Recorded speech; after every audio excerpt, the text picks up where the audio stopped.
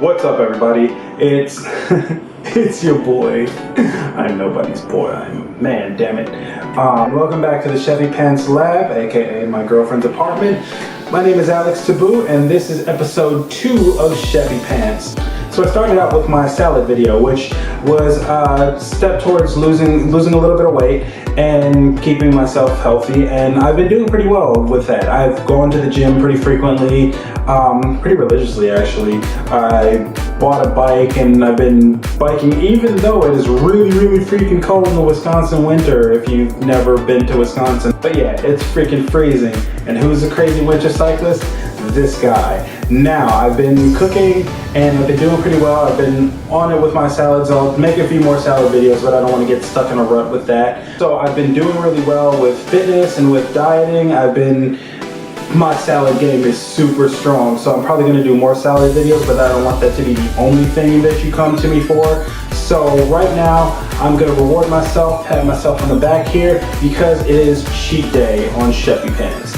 Now, what we're going to be doing today is probably a good thing for us to be doing right now, just because I want to get us ready for Valentine's Day. That's right, I know some of you have boyfriends or girlfriends or non-binary friends. We got each other some love too.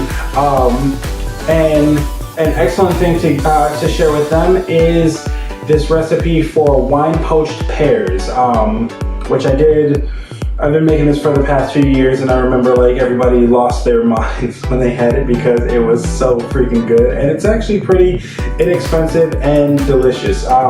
So we'll get into it.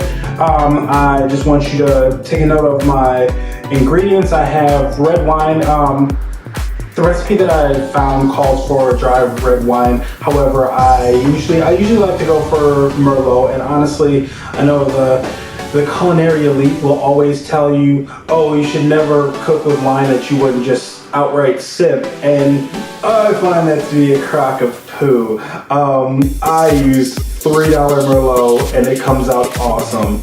Orange juice, I usually like to go for unpasteurized orange juice. If they make the orange juice in the store, that's usually the best stuff to use. I usually like to use an actual orange because you take the zest from it and it gives a little bit extra flavor to the poaching liquid. You will squeeze a few lemons. It's going to be about 1 or 2 lemons that you squeeze and you get the juice out of, and that gives it a nice brightness. Also, you're going to use a cinnamon stick, which I know those can be a little bit pricey because you can't just go buy one unless you can, in which case let me know in the comments where I can do that. And I believe that is it. Oh yeah, and pears. You can't poach pears without pears. So crazy idea, right? So, we got all those ingredients and we will get started. Okay, to start, we are going to put 350 milliliters of our Merlot into a pot.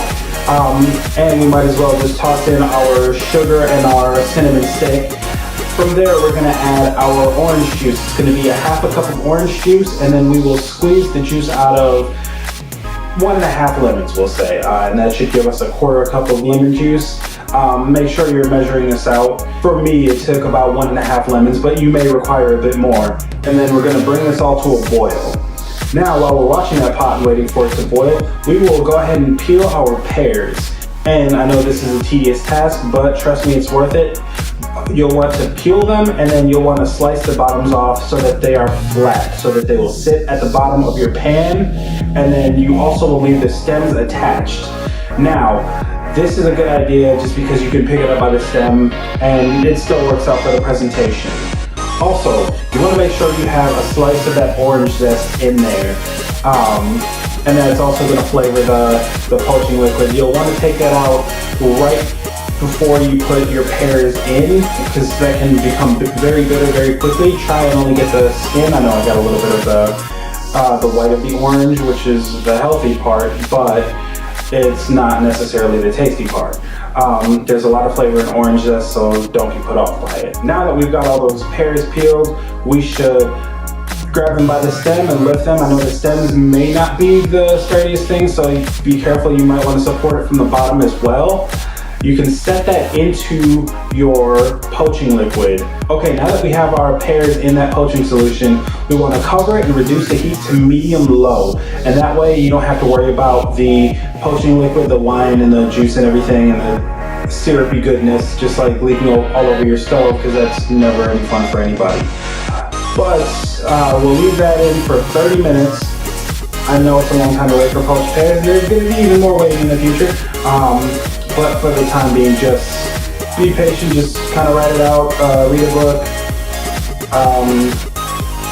watch my other videos, and enjoy yourself.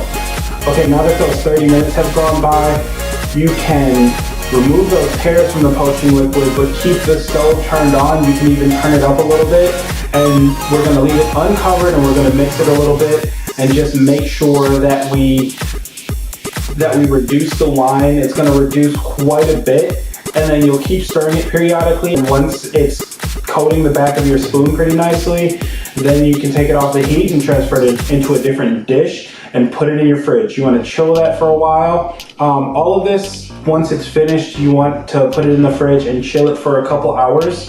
And this is just going to make it so that syrup becomes really thick and syrupy. I don't think there's a better word for that.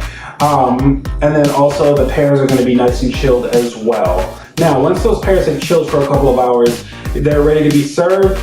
We can take those out and we'll set it on a plate. I usually like to serve it with some vanilla ice cream, or in this case I'm going to be using some vanilla gelato. It's nothing special. I try not to go too rich with ice cream, with the dairy, just because I feel like that would actually take away from the experience of like the wine syrup and everything like that. So I just go for your pretty standard like vanilla ice cream or gelato. I wouldn't go with any custard. I'm in Milwaukee, so we have Pops custard, and it's very tempting to use that. But I just feel like that would just do everything a disservice in that equation. So right now we're gonna just use some gelato, some vanilla gelato. I will pour over my wine syrup, and I'll grab a little bit more of the orange zest just for garnishment really. And then I usually also like to garnish with some berries, some blackberries or raspberries or anything like that. I think they kind of add to the look and that color palette. So on that note, you have wine poached pears. It is a very sexy French meal, and it will definitely get the best reviews on Valentine's Day. Practice it a few times beforehand and let me know how that goes and how your date likes it, okay? All right, my name is Alex, this is CheffyPants, and we are out. Episode 2 on the books.